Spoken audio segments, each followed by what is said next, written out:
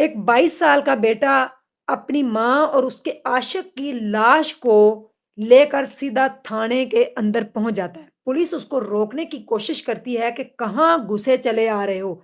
जिस पर वो कहता है कि ये जो पिकअप है, जो गाड़ी है इसके अंदर मेरी माँ और उसके आशिक की लाश है। पुलिस भागकर गाड़ी के पीछे जाती है और तरपाल जो होती है वो उठाती है तो वाक़ई उसके अंदर 2 लाशें होती हैं। जिसमें एक उसकी माँ होती है और एक उसका आशिक होता है। थाने के अंदर भगदड़ मच जाती है और पुलिस उसको हिरासत में ले लेती है। हर कोई हैरान था कि सुबह-सुबह 7:30 बजे का टाइम है और ये लड़का लाशें लेकर कहाँ से आया है? क्या इसने कत्ल किया है या इसको लाशें कहीं से मिली हैं? फ़ौरन से थाना इंचार्ज को बुलाया जाता है और वो नीचे आता है, आकर इस लड़के से पूरी कहानी जानने की कोशिश करता है कि तुमने इन दोनों का कत्ल किया है या ये लाशें आपको कहाँ से मिली हैं? और उसके बाद ये 22 साला लड़के ने जो इंकशाफ किए वो सुनकर आप भी चौंक जाएँगे, तो जुड़े रहिएगा मेरे साथ। बिस्मिल्लाहिर्रहमानिर्रहीम, अस्सलामु अलैकुम नाज़रीन। सबसे पहले करोड़ों दरूदो सलाम मोहम्मद मुस्तफ़ा सल्लल्लाहु अलैहि वाले वसल्लम पर और आपकी आल पर। ये कहानी है एक बाप-बेटे की जो दोनों ही लोडिंग का काम करते हैं। इनके पास 2 पिकअप हैं। बेटे के पास अलहदा से जिसमें वो सामान लोड कर लेकर जाता है और बाप के पास अलहदा से। ये सिकंदरपुर का एक गाँव है जहाँ ये दोनों काम करते हैं। लेकिन अपने गाँव के अंदर ये बहुत ज़्यादा बदनाम हैं अपनी माँ की वजह से।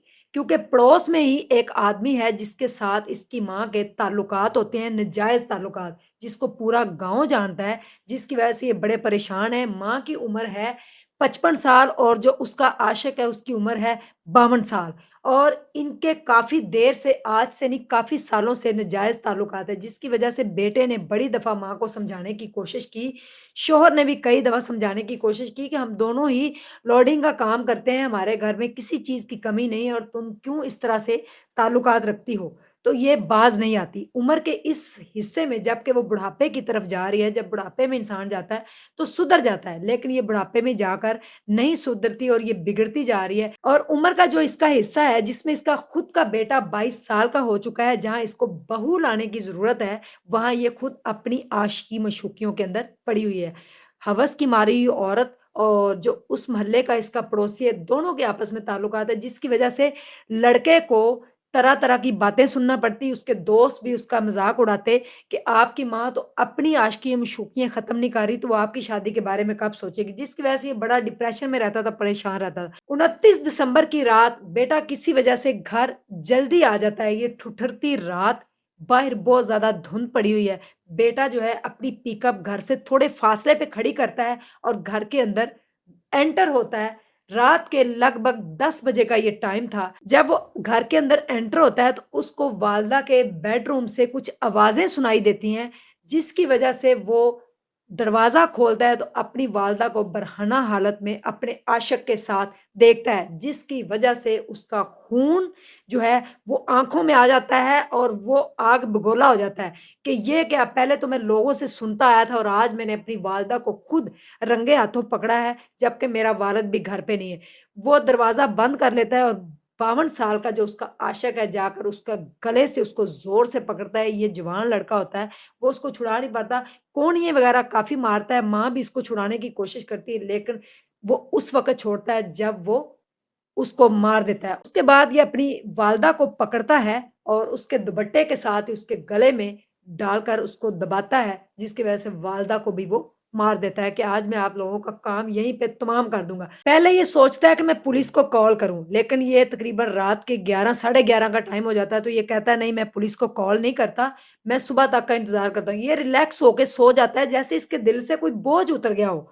सुबह उठता है, ये चाय बनाता है, नाश्ता करता है, सोचता है कि पुलिस को कॉल करता हूँ कि मैंने इस तरह से दोनों को मार दिया। लेकिन फिर इसके दिल में ख़्याल आता है अगर पुलिस गाँव में आती है तो हमारी और बदनामी होगी। शुरू से हम बदनाम तो हैं ही अपनी वालिदा की वज़ह से, लेकिन अब हम और बदनाम हो जाएँगे। ये दोनों लाशों को पिकअप के अंदर डालता है और सीधा पुलिस थाने के अंदर चला जाता है। जैसे ही ये गाड़ी को अंदर लेकर जाता है पिकअप को, तो इसको कांस्टेबल जो होता है वो रोकने की कोशिश करता है, ये नहीं रुकता और उनसे कहता है कि मुझे पकड़ने की कोशिश ना करें, इस गाड़ी के अंदर मेरी वालदा और उसके आशिक की लाश लेकर आया हूँ, नहीं यकीन तो पीछे जाके देख ले।